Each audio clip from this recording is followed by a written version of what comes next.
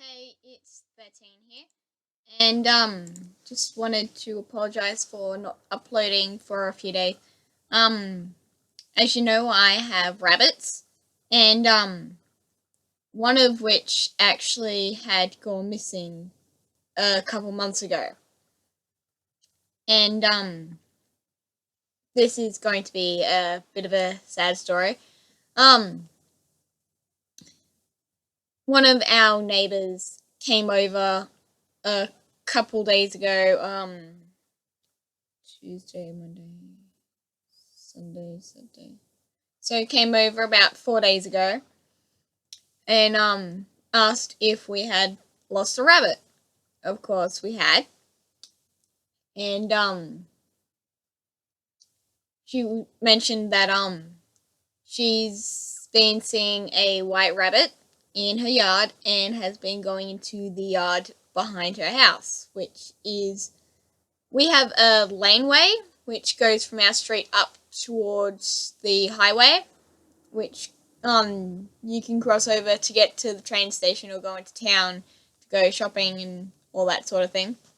And it is a house that borders on the highway, but you can get to it from the laneway because the fence isn't very well maintained, so there's lots of gaps and holes in it. Anyway, she was saying that she's been seeing a rabbit being going from there and into the house behind hers. So I've come and it was the missing rabbit that we've been worried about. So I had actually spent close to I'm gonna say about 3 hours or so just running back and forth between the two yards, trying to catch her. And cause she had been away from human contact, like physical contact with humans for so long, she was on that verge of starting to go feral. Um, she had gone under the neighbor's house, um, who had mentioned that about the rabbit, and I had gone in under after her, and there was only one place that she was able to get out from under the house and back out into the backyard to go into the yard behind hers. So I had managed to block that off, so there was nowhere for her to go. And this was like at the very end. Um, I was absolutely filthy by the time I had managed to actually grab her. She was running up and down the path trying to figure out how to get in, but I was staying under the house in case she'd run back in. And I managed to grab her. What really freaked me out was she'd started to squeal. Like, rabbits have a distress call, which is a really like high pitched scream. Um, I couldn't hold her to me like I normally would, which would be like up against my chest. Because she was still freaking out a lot. So I had her flipped over on her back where she was calming down a lot, and I had to hold her pretty tightly because I had to climb over a small gate in order to get out and brought her home. My mum had taken my brother to a friend's house for a movie night, and he had taken King, which is one of his rabbits, and it was part of the trio, which was Melly, who I just caught, Mamiji, who was my rabbit, and King. They were all siblings, part of the same litter. Um, so I had I called up my mum going, yeah, I found her, and I had to sadly tell Luke that he wasn't able to like pick her up or like do any sort of like real sort of like physical contact with her because she was still very iffy about human touch, and I wanted to make sure that I was able to handle her and she'd be completely fine before I would let him. And my brother, this is important to the bit of story. A bit later on, he broke his arm a few weeks ago, and he broke the growth plate near his wrist, so it's currently in a plaster cast. Plaster cast is the key word there. Because they didn't want to put him under and replace it with a fiberglass cast in case when they were taking off the plaster one, it would move the bone and it wouldn't set properly. So since I was absolutely filthy and as was she, I have rabbit shampoo because often the rabbits get filthy and I have to give them a bit of a bath, otherwise they stink like hell. I had gone to have a bath, a shower, and I had her like just on the floor near me so she wouldn't freak out with the water on her. And once I'd given myself a quick wash, I then proceeded to wash her and wrapped her in a towel, and I basically just came in here and I sat down. I was going to do a video, but I didn't want to sort of do anything that would disturb her because she was quite happy in my lap and just letting me pet her and getting used to human contact and all that sort of thing. So this is where it gets a bit hard for me, because at first I thought, yeah, I'll just keep her like next to me in my bed and just make sure she's alright. But then I thought, like, if she was to sort of like jump out of my bed, she could she could go under my bed, or my room isn't very clean, so it's easy to sort of lose track of a small animal in this room at the moment. So I had her and I put some towels down, put a bowl of water and some food in the bathroom where uh the day before my brother had a bath. And I put blankets down for her to sort of like play in. I did this at around 12:30 at night.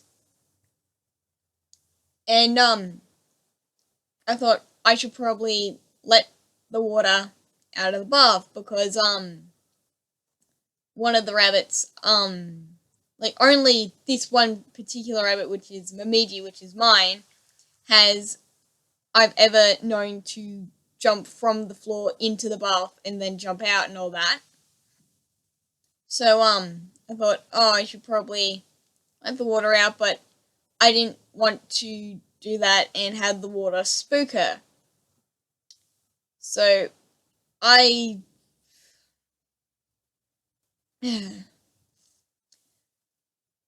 I didn't let the water out because I didn't think, because I'd never seen her jump from the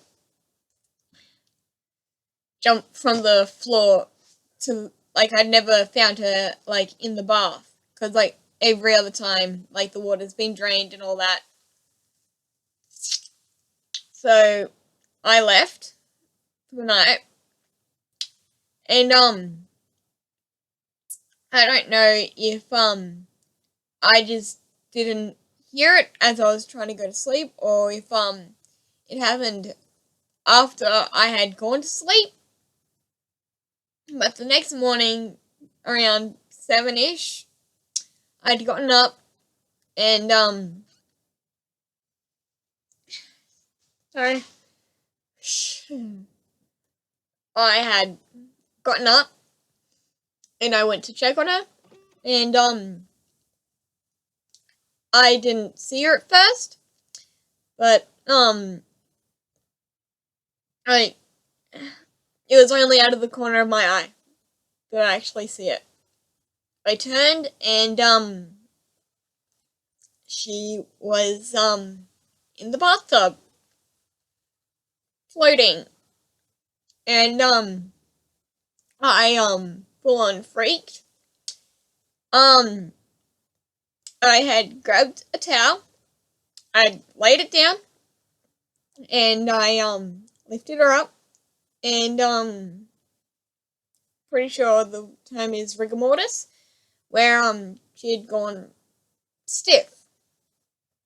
And in my mind, I'm just like, please, if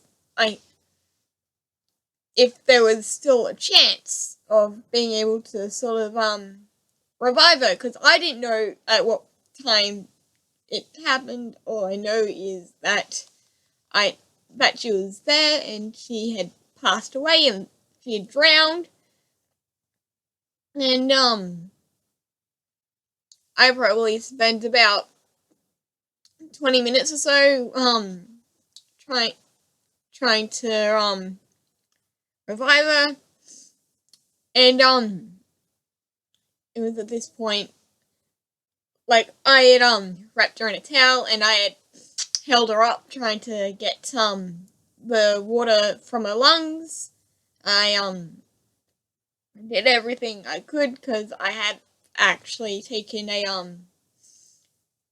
course on animal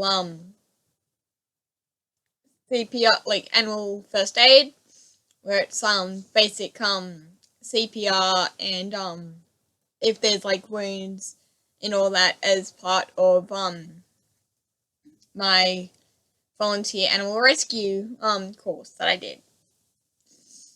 I had called up. I was in like full on hysterics.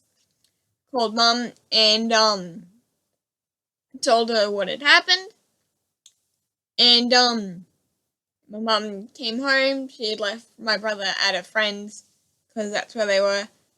She'd come back and just sort of tried to calm me down a bit. I had at this point completely dried out her fur because it was absolutely soaked. And I had a bag and a piece of material that she'd often play with to wrap her in, along with a box with to bury her in the back garden with. My mum then left about half an hour later after she'd gone downstairs throughout this part, like she'd gone downstairs after she'd given me a hug, tried to calm me down a bit, had made some tea. And I went outside and I started digging her grave. It was at one point she had said, I'm going to take a spare pair of clothes because my brother had only his school uniform on because it was a Friday night that they went.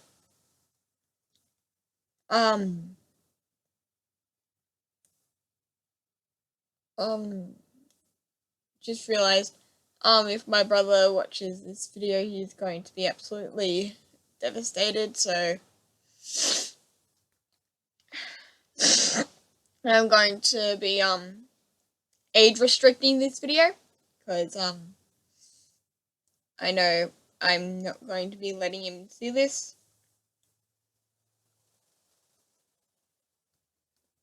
Because we've not told him about what's really happened. Because the virus that all the other rabbits have been vaccinated against was released at the beginning of last month. She was only found a couple days ago, so she'd been out there for the entire time that the virus had been out, and we told him that we think that she got the virus and passed away from that instead of what really happened, which was none of us released the water from the bath that he had the day before. Um uh, it's so I've put she's now buried outside in the garden. Mum had gone to take spare clothes, and I had called my boyfriend, well, actually his older sister, because she happened to be online at the time, and I was going, do you think your mum would be able to come up, pick me up, so I can be down with you guys for a while, because I just needed to be with other people and all that. So I left my mum a note, and I had spent the weekend there, and I just didn't, I just couldn't feel up to it. I just couldn't do videos over the past few days, because as you can see, I'm still a bit broken up about this, because even though like my mum and babe all said it's not my fault and it was like a freak accident, I do take a lot of that blame on me, because I knew I even said to myself I should probably let out the water. It's really a shoulda, woulda, coulda, woulda. Should've, could've sort of thing. Like, there was no way I could have known. But I still take that blame. So that's the reason why I haven't vlogged for a few days and all that. Yeah, sorry. Yeah, I'm sorry if I'm being a fucking pansy in this video or something.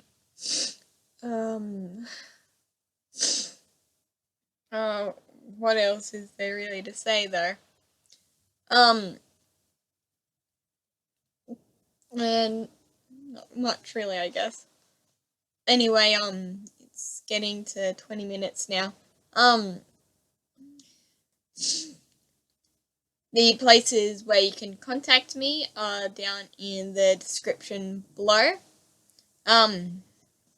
If you would like to ask or say anything, you can leave them in the comment section. Hit that like and subscribe button if you so desire, and hit the little bell to become part of the notification squad. I love you all, and hopefully I will see you all tomorrow if I am able to muster up the energy, because again, still taking a lot of blame and all that good stuff. Anyway, I'll catch you later. Bye.